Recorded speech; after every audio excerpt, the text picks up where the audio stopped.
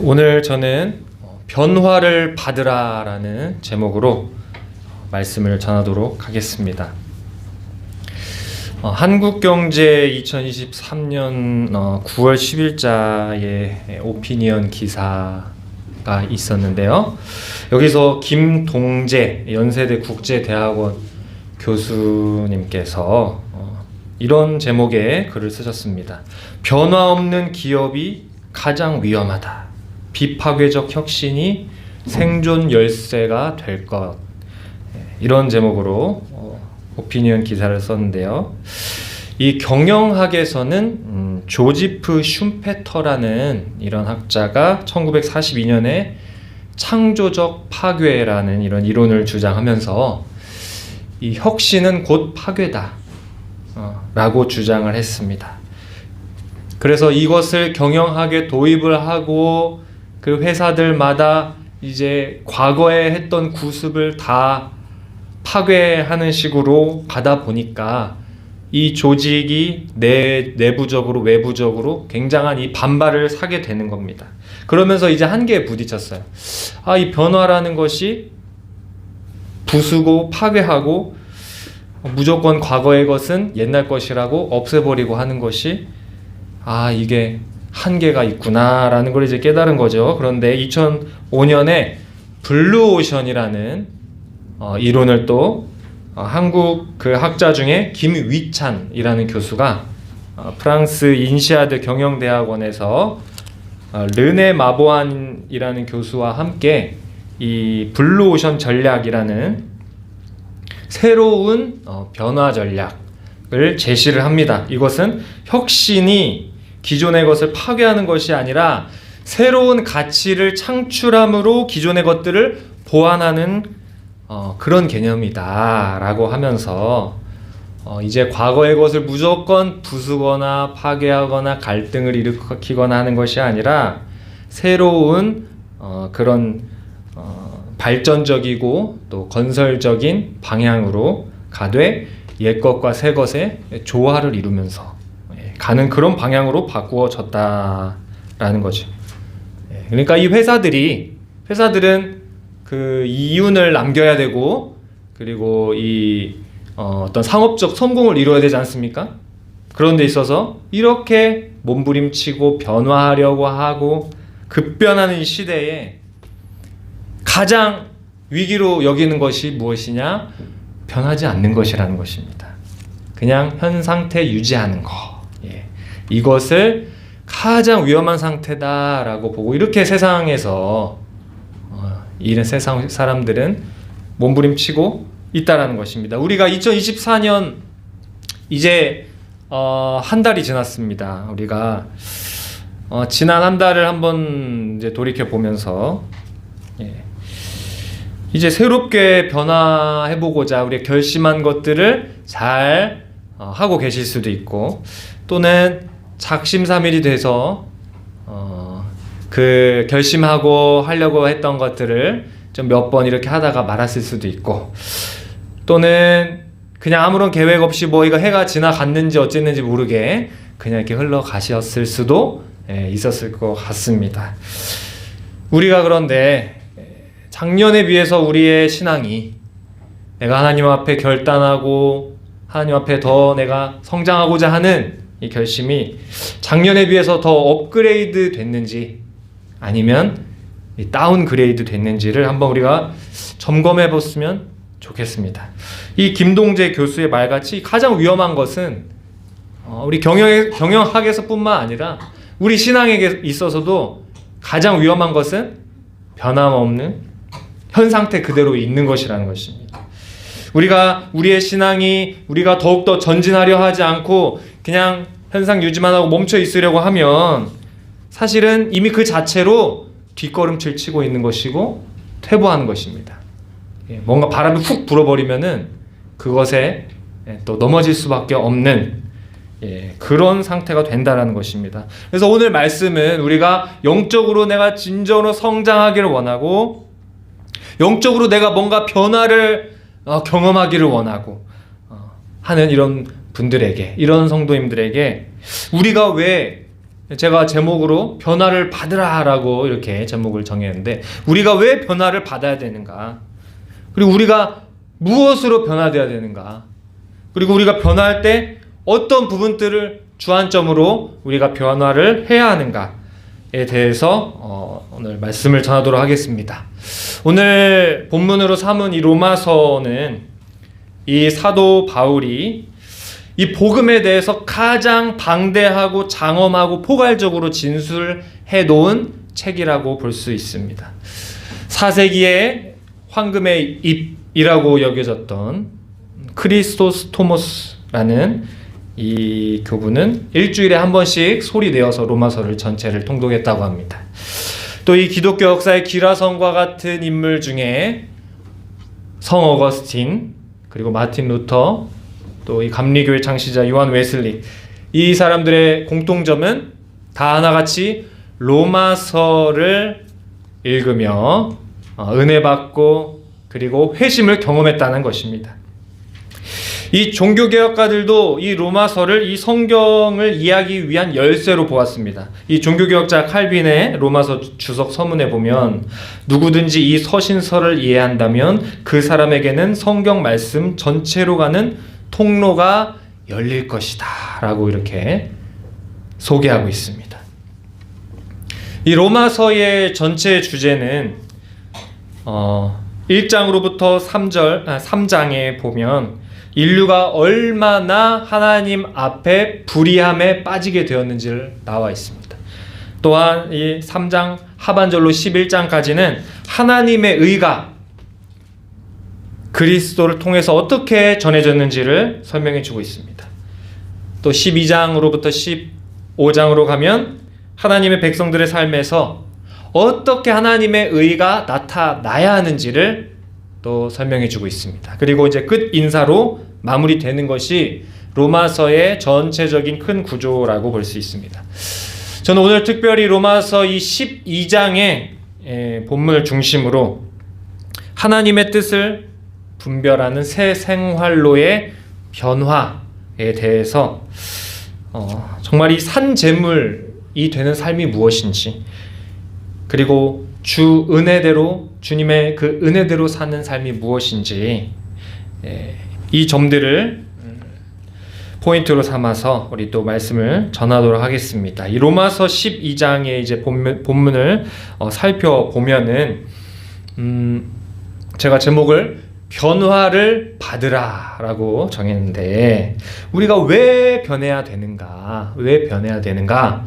로마서 12장 1절 제일 먼저 나오는 단어가 무엇입니까? 그러므로입니다.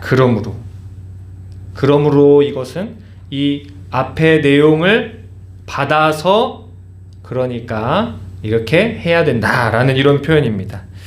이 로마서 12장 이전의 이런 내용들은 다 복음에 대해서 설명을 하고 있습니다. 복음에 대해서 말하고 있는 것입니다. 이 로마서 1장에서는 이 이방인들을 향해, 하나님을 모르고 율법을 받지 못한 이방인들을 향해서 하나님의 그 살아계시고 하나님의 신성이 자연 만물 가운데 나타났지만 하나님께 영광 돌리지 않고 그리고 하나님을 인정하려고 하지 않았다라고 바울은 설명을 하고 있습니다. 그리고 로마서 2장에서는 유대인을 향해서, 유대인들은 율법을 가졌지만 그러나 율법을 거역하며 하나님께 영광 돌리는 데 실패했다라고 이렇게 지적을 하고 있습니다. 로마서 3장 23절에 모든 사람이 죄를 범하였음에 하나님의 영광에 이르지 못하였더니 라고 말씀을 하고 있고, 로마서 3장 24절에 그리스도 예수 안에 있는 속량으로 말미암아 하나님의 은혜로 값없이 의롭다 하심을 얻은 자 되었느니라. 로마서 1장 17절에는 복음에는 하나님의 의가 나타나서 믿음으로 믿음에 이르게 하나니 기록된 바 오직 의인은 믿음으로 말미암아 살리라 함과 같으니라. 이 말씀들이 무엇을 말하고 있겠습니까? 하나님의 의가 그리스도를 통해 왔으며 의인은 오직 그 그리스도를 믿는 믿음으로 말미암아 산다. 이것을 이신칭의의 원리를 이렇게 바울이 쭉 설명을 하고 있는 것입니다. 그 다음에 나오는 내용이 바로 오늘 본문의 그러므로 이렇게 나오는 것입니다. 우리가 복음의 이런 내용들을 봤을 때 이방인이나 유대인이나 어느 그런 집단이나 할 것 없이 죄로 인해서 죽을 수밖에 없다라는 것입니다. 그리고 하나님께 영광 돌릴 수 없는 비참한 그리고 무능한 존재라는 것입니다.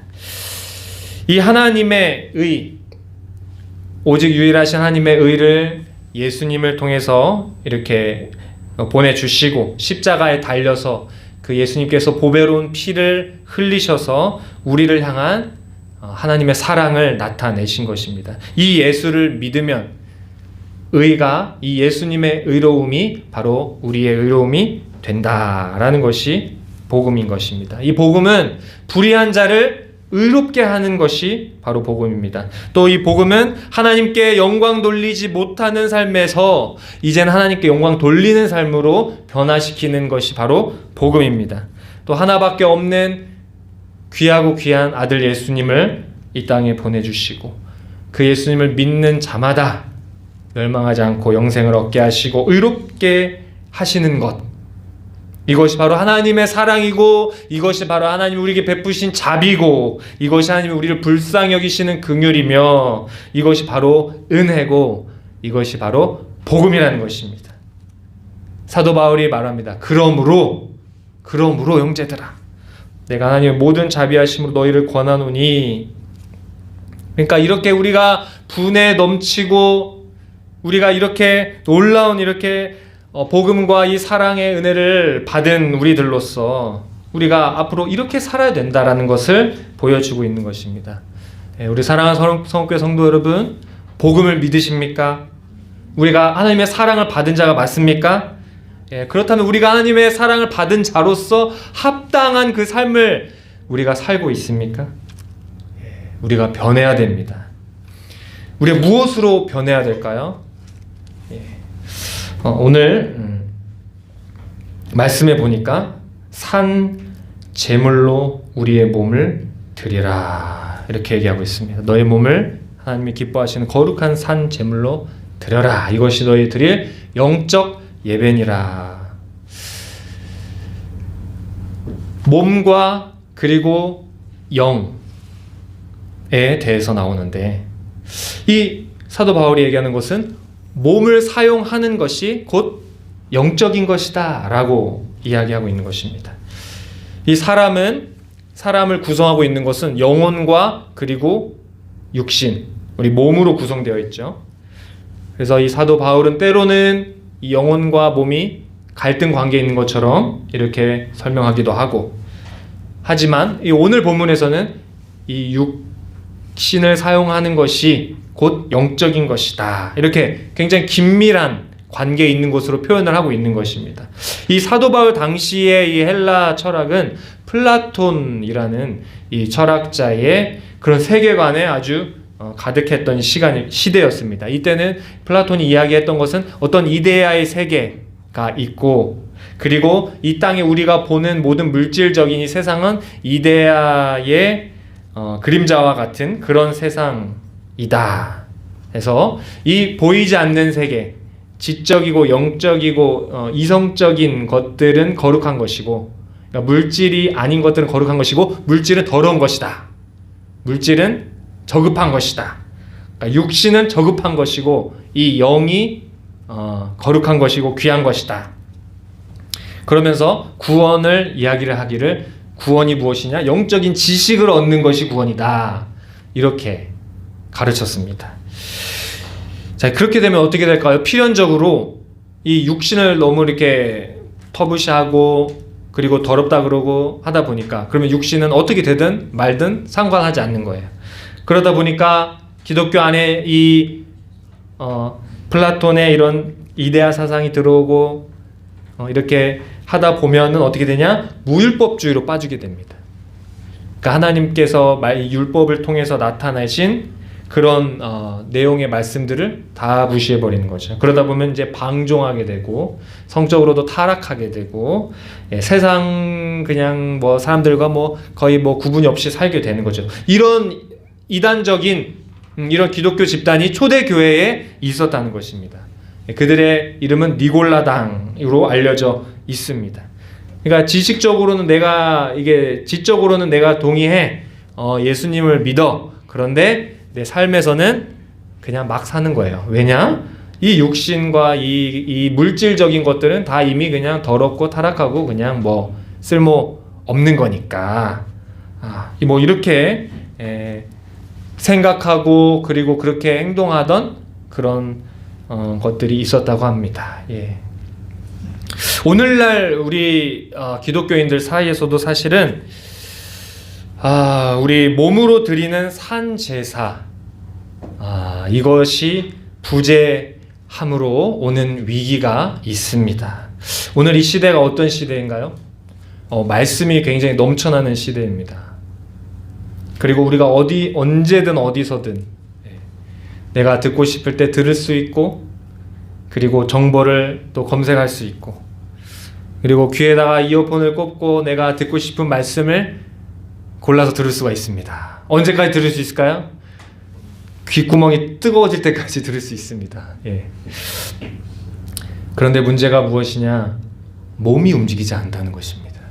귀는 뜨거워질 때까지, 과열돼가지고 뜨거워질 때까지 말씀을 듣고 찬양도 듣고 할지라도, 과거에 우리 믿음의 선조들이 뜨거운 가슴으로 신발짝이 다 닳아지도록 그렇게 실천했던 그런 몸의 어떤 실천들은 줄어들었다는 것입니다. 의식 수준은 높아졌는데, 말씀을 듣는 이 귀의 수준은 너무나 높아졌는데, 이 몸의 산제사의 영역은 너무나도 수준이 낮아졌다라는 것입니다. 야고보서 2장 17절 말씀에 행함이 없는 믿음은 그 자체가 죽은 것이라. 지난 코로나 시기에 교회가 굉장히 많이 문을 닫았다고 합니다.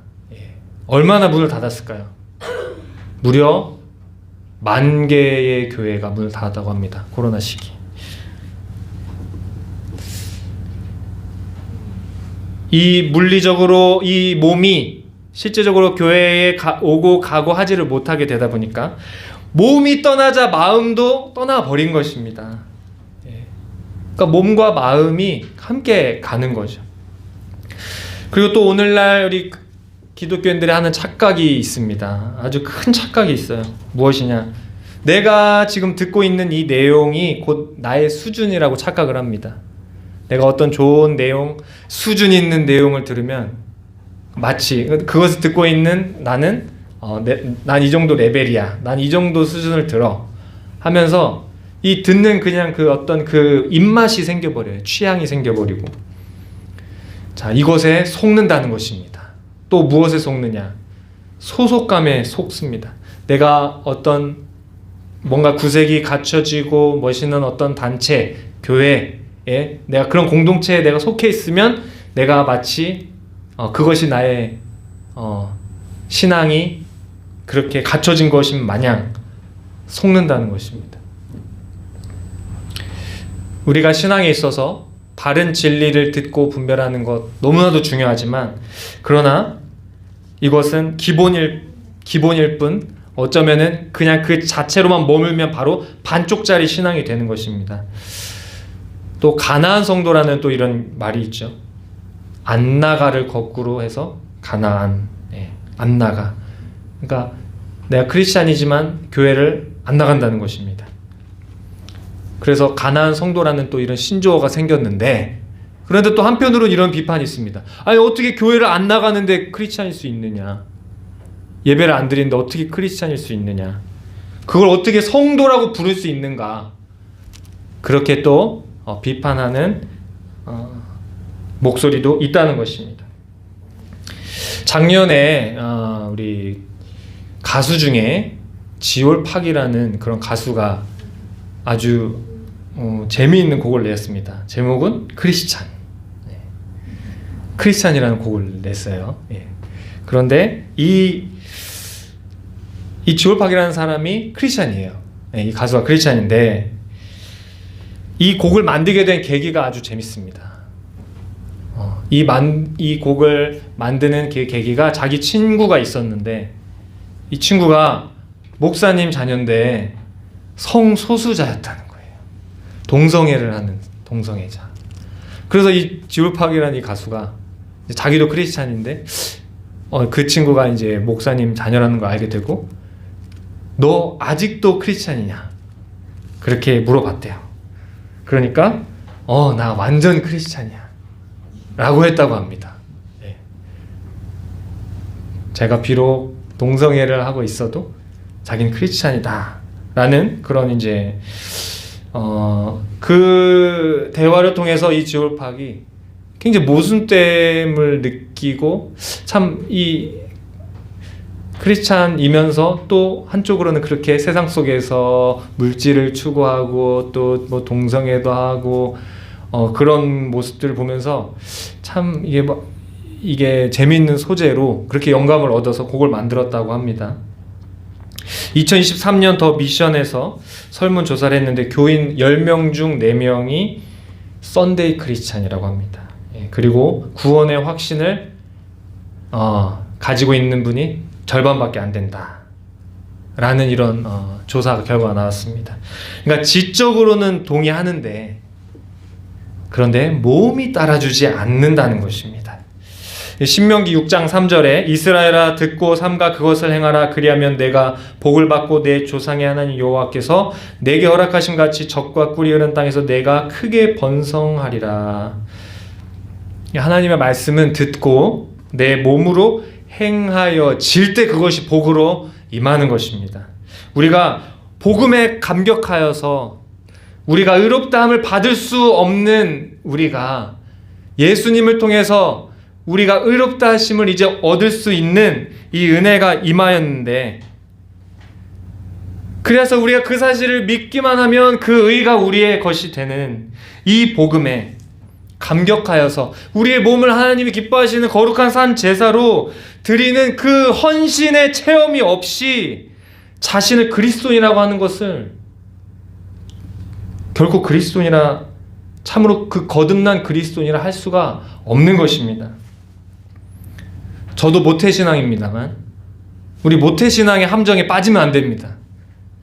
예, 우리 다음 세대 모태신앙 예방주사를 제가 좀 놓겠습니다.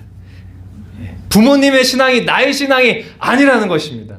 예, 나라는 이 실존이 이 하나님의 위대한 복음 앞에서 정말 뜨겁게 반응하고 부르짖어 주님을 찾고 그리고 그 하나님의 그 은혜를 내가 체험하고자 부모님이 만난 그 하나님 말고 내가 하나님을 만나고 내가 하나님을 경험하고 내가 은혜를 체험하고자 부르짖는 그 부르짖음이 있어야 될 것이고 발버둥 치는 그 발버둥이 있어야 될 것입니다. 예.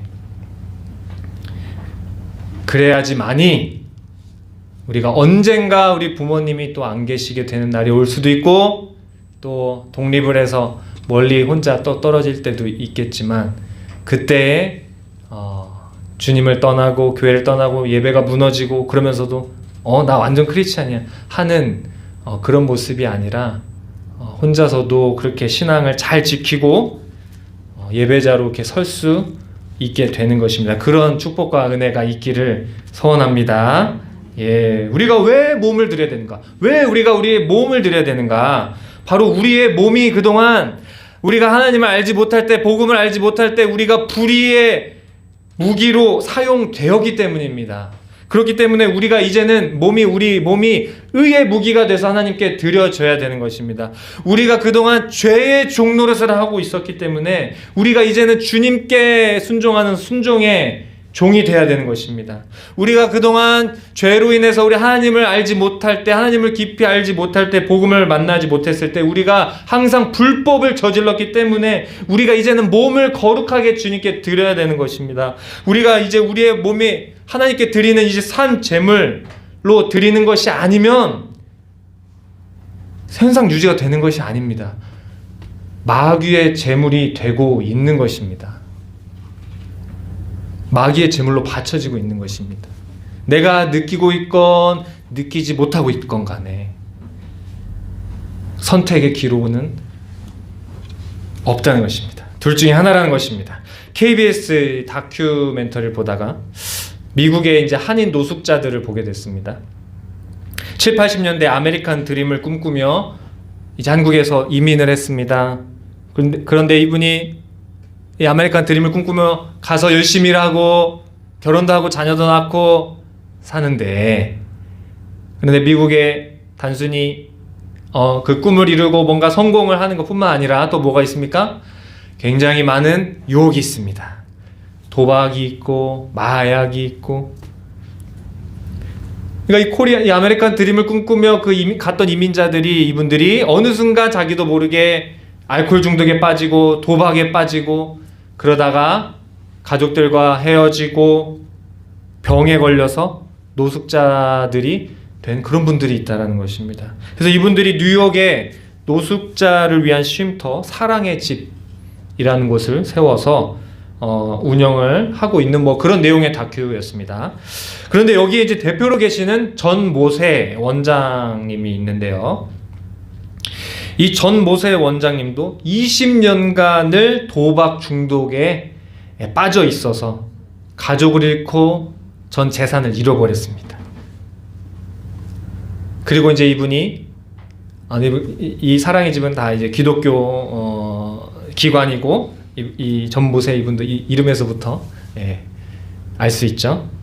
그래서 이분이 그렇게 허랑방탕한 삶을 살다가 결국에는 은혜 받고 그리고 하게 된 것이 바로 이렇게 노숙자들을 쉼터를 운영하게 됐다는 것입니다. 그래서 이것이 운영된 지 6년 동안에 100명이 거쳐갔다고 합니다. 그래서 100명이 넘는 사람들을 보살피고 회복할 수 있도록 해주고 그런 사역을 했다는 것입니다. 그런데 이 전 모세 원장님이 그 다큐멘터리가 쭉 진행되는데 이제 이런 고백을 하는 것이었습니다. 내가 지금 이곳에 와서, 이 노숙자 쉼터에 와서 이 노숙자들을 돕지 않으면 자기도 자기를 믿지 못한다는 거예요. 나는 또 도박장으로 갈 것 같다. 내가 이 홈리스 사역, 내 노숙자 사역을 안 하면 내가 또 도박장에 가서 또 이 도박 그 카드를 튕기고 있을 것 같다. 그래서 무조건 나는 이 일을 해야 된다. 그런 이제 고백을 하는 것을 제가 봤습니다. 그러니까 이 자신의 삶이 이제 구원받고 회복된 그 상태에서 이 자기 몸을 거룩한 산제소로 드리지 않으면 또 다시 마귀의 밥이 된다라는 그런 고백인 거죠. 제가 또 이제 젊은 사역자였는데 이제 점점 이제 저도 약간 이제 넘어가는 것 같습니다. 예. 앞자리가 막 또 4자로 바뀌려고 하고 있는데, 이제 저한테 그래도 이제 이런 가끔 물어보십니다. 어쩌다가 이게 주에게를 가게 됐는지, 예? 물어보십니다. 예. 저희 부모님이 이제 네팔에 뭐 이렇게 선교사로도 나와 계시지만, 주님의 은혜로 이렇게 나와 계시지만, 유년 시절 정말 많은 불화가 있었습니다. 예. 자녀는 넷이나 낳아놓고 불화가 또 많으셨습니다. 그래서 이 부모님들이 이렇게 또 불화가 있으시면 그 자녀들이 어떨까요? 얼굴이 굉장히 어둡습니다. 예. 그리고 우울해집니다. 제가 얼마 전에 또 보니까 그렇게 부부 싸움이 있었을 때, 다툼이 있었을 때 자녀들이 또 이렇게 보잖아요, 그렇죠?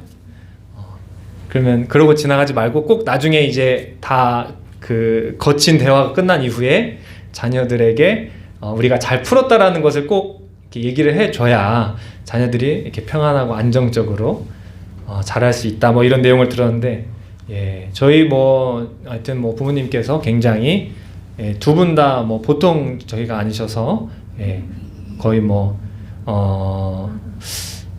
부모님을 이렇게 말하면 안 되지만 거의 싸움 닭 하듯이 굉장히 이렇게 또 거칠게 다툼이 있으셔서 제가 유년 시절에 찍은 사진을 보면 어둡습니다. 표정이. 예, 너무 어둡고, 그리고 이제 항상 이렇게 고개를 이렇게 딱 숙이고 눈을 이렇게 치켜뜨고 주머니에 이렇게 손을 이렇게 항상 넣고, 예, 그런 모습을 이렇게 볼 수 있는데, 그러다 보니까 이제 유년 시절 정말 이 귀하고 정말 중요한 시절, 정말 미래를 꿈꾸면서 공부도 하고 계획을 하고 자라야 되는데 그렇게 가지 않았습니다. 제가 폭력 사건에 막 휘말리고, 그리고 저도 죽을 뻔하고 막 친구도 죽을 뻔하고, 제가 중학교 어떤 시절에 같이 놀던 친구들은 저 빼고 다 소년원에 가는 뭐 그런 친구들도 있었습니다. 그러니까 굉장히 어떻게 보면 뭐 방치되고, 어떻게 보면 저 스스로도 좀 그런 음지를 이렇게 가기를 좋아하는 뭐 그런 시절이 있었습니다. 그러다 보니까 이제 사춘기의 진로를 놓고 굉장히 이제 많은 방황이 있었는데, 그때 저를 붙잡아 주시고 또 아주 선한 영향력을 끼쳐주신 그 목사님이 계셨는데, 선교회 소속의 목사님이셨습니다. 이분은 지금 태국 선교사로 나가 계시는데, 이제 고등학교 2학년 때 이분을 만나서 그 이후로 계속 방학만 되면은 이렇게 단기 선교로 가는 겁니다. 필리핀으로 가고, 그 다음에 중국으로 가고, 일본으로 가고, 가다 보니까 이제 문화 충격을 받는 겁니다. 나는 이 한국이라는 이 작은 나라에서, 그리고 그 한국이라는 작은 나라 안에서도 또 시골, 충남 공주시 반포면 그 면소재지에 좀 둘러보면은 다 산으로 돼 있고, 논도 보이고 밭도 보이는 이 조그마한 곳에서 이 가정의 불화를 경험하면서 그렇게 어둡게 자라던 나에게 그 선교지를 둘러보니까 무엇이 보입니까? 이제 막 하나님 나라가 막 보이는 겁니다. 나와 언어가 다르고 인종이 다른 이분들이 같은 하나님을 섬기고 그 복음을 너무나도 즐겁게 듣고 행복해하는 그런 모습들 보면서 제가 이제 그 이후로부터는 정말 내가 이 하나님의 나라를 위해 살아야겠다 하면서 이제 그 주의 길을 이제 가는 것입니다. 우리 성업교 교육부 친구들도 좀 사춘기가 세게 왔다 싶으면은 중국, 일본, 필리핀 선교지만, 관광지 말고, 선교지, 네팔도 가면은 그냥 이렇게 브로크라 그러죠. 브로크라고 하는 이런 벽돌 쌓아놓고 양철판 쫙 얹어놓고 그렇게 잠자고 먹고 하는 친구들이 있는데, 거기 가서 한 몇 박 며칠 좀 잠도 한번 자보고, 그럼 이제 사춘기가 쏙 들어갑니다. 감사함이 막 생겨납니다. 제가 하여튼 그 이후로 이제 주의 길을 쭉 가는 겁니다. 중간중간에 다른 길로 가고 싶었겠습니까? 싶지 않았겠습니까? 저도 가고 싶었습니다. 가고 싶다기보다 그냥 가야 될 것 같은, 요즘에는 또 많은 또 교역자분들이 이중직을 또 하시기 때문에, 그래서 저도 이제 그런 부분에 대해서 좀 이렇게 열린 마음으로 주의 길에 대한 난 주의 길 가야지 하면서, 또 한편으로는 또 한 번 더 다른 길도 한번 기웃거려 보면서, 그럴 때마다 무슨 일이 있냐, 막 죽음을 경험하는 거예요. 이렇게 막 건강에 갑자기 위기가 생기기도 하고, 막 경제적인 위기도 생기고, 막 사람이 막 또 떠나가기도 하고, 그러니까 요나가 이 하나님의 부르심을 떠나서 다시스로 갈 때 막 풍랑을 만나잖아요. 그래서 풍랑이 막 오는 겁니다. 그러니까 이 하나님께서 이 나의 몸을 이 하나님께 거룩한 산 제사로 드리지 않고서는 살 수 없게 만드시는 그런 은혜가 있어서 저도 오늘날 이렇게 주의 길을 갈 수가 있게 되는 것입니다. 자, 이렇게 산제물로 드려라 할 때 이 산제물의 의미가, 보통 제물이라는 건 죽어야 제물이 되지 않습니까? 그런데 사도 바울은 산제물이 돼야 된다. 그러니까 이 제물은 뭔가 일반 제물이 아니라 좀 새로운 차원의 제물을 말하고 있는 것입니다. 이것은 무엇이냐? 그리스도인들이 하나님 앞에 사는 전인적인 헌신의 삶을 말하고 있는 것입니다. 우리가 살아있다는 것과 제물을 드린다는 것이 뭔가 모순돼 보이지만, 누가복음 9장 23절에 아무든지 나를 따라오려거든 자기를 부인하고 날마다 제 십자가를 지고 따를 것이니라. 우리 예수님께서 이렇게 말씀하셨습니다. 그러니까 산제물로 드리는 희생은 먼저는 자신을 부인하는 거예요. 내가 하고 싶은 거, 내 마음대로 하려고 하는 거, 그걸 먼저 부인하는 겁니다. 그 다음으로 예수님의 예수님께서 지라고 하셨던 자기 십자가를 지고 예수님을 따르는 것. 사도 바울은 이 산제사로 드리는 자신의 사역을 어떻게 표현하냐? 이것이 마치 죽는 것과 같은 경험이다. 순교해서 죽어서 끝나는 게 아니라 그냥 죽는 것과 같은 경험이다. 고린도전서 15장 31절에 형제들아 내가 그리스도 예수 우리 주 안에서 가진 바 너에게 대한 나의 자랑을 두고 단언하노니 나는 날마다 죽노라. 우리 몸을 거룩한 산 제사로 드리는 이 헌신이라는 것은 굉장히 고통스러운 경험이 될 수 있지만 이것을 하나님이 기뻐하신다라고 말하고 있는 것입니다. 사도 바울은 복음 전도자요, 교사요, 그리고 교회를 세우고 다니는 사람이었지만 이 몸을 거룩한 산 제사로 드린다는 것이 꼭 목사가 되고 뭐 선교사가 되어야 되는가, 그런 건 아니라는 것입니다. 이 산 제사로 변화를 받는 것의 그 범위가 있는데 그것이 뭐냐? 받은 은혜대로 해라. 받은 은혜대로. 로마서 12장 6절에 우리에게 주신 은혜대로 받은 은사가 각각 다르니 혹 예언이면 믿음의 분수대로, 혹 섬기는 일이면 섬기는 일, 가르치는 자면 가르치는 일로, 위로한 자는 위로한 일로, 구제한 자는 성실함으로, 다스린 자는 부지런함으로, 긍휼을 베푸는 자는 즐거움으로 할 것이니라. 그러니까 사도 바울은 이 성도들이 그리스도 안에서 한 몸이 되고 신체의 각 부분을 이루게 된다라고 말하는 겁니다. 다양한 이런 각자의 받은 은혜대로 그 은사가 있다라는 것입니다. 그러니까 우리가 우리 몸을 이 산제사로 드린다는 것은 무엇이냐? 그러니까 이것이 어떤 개인적인 하나님 앞에 신앙 고백과 하나님 앞에 헌신으로 될 수도 있지만 이것은 반드시 교회와 연결이 돼서 교회에 덕을 끼치는 것으로서 산제물의 삶을 살 수 있다라는 것입니다. 우리가 교회에서 각종 봉사를 하는 것, 예배당을 아름답게 또 꾸미는 거, 또 각종 예배 기관 모임에 또 힘쓰는 거, 가장 기본적인 게 무엇이겠습니까? 우리 승민이를 보면 가장 기본적인 걸 잘합니다. 인사 잘합니다. 승민이 안녕하세요 하고. 제가 우리 서울교회 처음 왔을 때 목사님 뵙기도 전에 승민이가 저에게 와서 인사를 밝게 하면서 성도의 교제를 그렇게 했습니다. 이 MZ 세대에 3요라는 게 있다고 합니다. 이 MZ 세대는 이제 우리 젊은 우리 세대들이라고 하는데 3요, 그것이 무엇이냐? 뭐 이렇게 이런 거를 좀 할래? 라고 이렇게 물어보면 이렇게 얘기한다고 합니다. 이걸요? 제가요? 왜요? 이렇게 한다고 합니다. 그러니까 산 제물의 예배자로 거듭나지 않은 자들의 신앙 고백이 꼭 굳이 뭐 이렇게 MZ 젊은 세대 이렇게 아니라 산 제물의 예배자로 거듭나지 않은 자들의 고백, 신앙 고백이 이겁니다. 이걸요? 제가요? 왜요? 그런데 이 산 제물의 예배자들의 신앙 고백은 무엇입니까? 그거 제가 하겠습니다.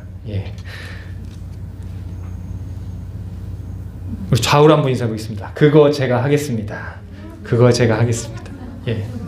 우리가 2024년에는 우리가 어떤 이 주의 일에 있어서 우리가 해야 될 일들이 있을 때 구경꾼이 아니고 그걸요? 제가요? 왜요? 이게 아니고 그거 제가 하겠습니다. 영적 해결사가 되는 저 여러분 되시길 축복합니다. 우리 2024년을 향한 우리 믿음의 결단에 있어서 우리는 몸을 사리면 안 됩니다. 몸을 던져야 됩니다. 우리가 교회에서 진행되는 일들 몸을 사리면 우리가 몸은 편할지 몰라도 영은 빈곤해지는 것입니다. 근데 반대로 몸이 힘들면 영은 또 충만해지는 것입니다. 우리가 이 몸을 움직여 봉사할 때 시험이 든다. 그럼 이 말씀을 기억하는 겁니다. 너희 몸을 하나님 기뻐하시는 거룩한 산 제사로 드리라. 이는 너희가 드릴 영적 예배니라. 우리 몸에 불편함이 오고 피곤함이 오고 그러면 왜 난 이렇게 고생하고 있지? 다른 사람들이 지금 뭐 하는 거야? 이렇게 하는 것이 아니고 주님이 나를 산제사로 받으시는구나. 주님 기뻐 받아주세요 라고 우리가 고백해야 될 줄로 믿습니다. 우리가 이렇게 산제물로 드리는 데 있어서 가장 큰 적이 있습니다. 이 무슨 적이 있느냐? 2절 이 세대를 본받지 말라라고 얘기하고 있습니다. 가장 큰 적, 이 세대, 이 세상, 세속주의, 이것이 우리가 하나님께 산제사로 드리는 예배자가 되지 못하게 하는, 이 세대의 특징이 뭡니까? 사욕과 세상적 그런 가치를 사랑하는 것입니다. 그 핵심엔 무엇이 있느냐? 이기적인 욕구가 있습니다. 이기적인 욕심. 이 공동체의 유익보다 개인의 유익을 추구하려고 하는 것. 그렇게 되면 어떻게 됩니까? 공동체는 무너지게 되는 것입니다. 우리가 지난주에 우리 청년부에서 야유회를 다녔습니다. 토요일날 시간을 또 내서 인왕산이라는 산을 처음 한번 가봤는데요. 아침 9시까지 오후 3시까지 9시부터 3시까지 은혜로운 아주 시간을 보내면서 이 산도 오르고 같이 전망도 보고 중간중간에 또 같이 또 쉬엄쉬엄 또 뭐 어느새 막 땀도 같이 흘리고 또 막 새소리도 막 들리고 그런 아주 힐링의 시간을 보냈습니다. 같이 김밥도 까먹고 라면도 먹고 카페에서 커피도 마시고 그 이제 과정 중에서 때로는 뭐 길을 막 잃어버릴 때도 있었습니다. 그래서 뭐 이렇게 헤매면서 여긴가 저긴가 하면서 일로도 갔다가 절로도 갔다가 하면서 결국에는 우리가 가려고 했던 곳을 또 찾는 또 이런 또 시간들을 보냈습니다.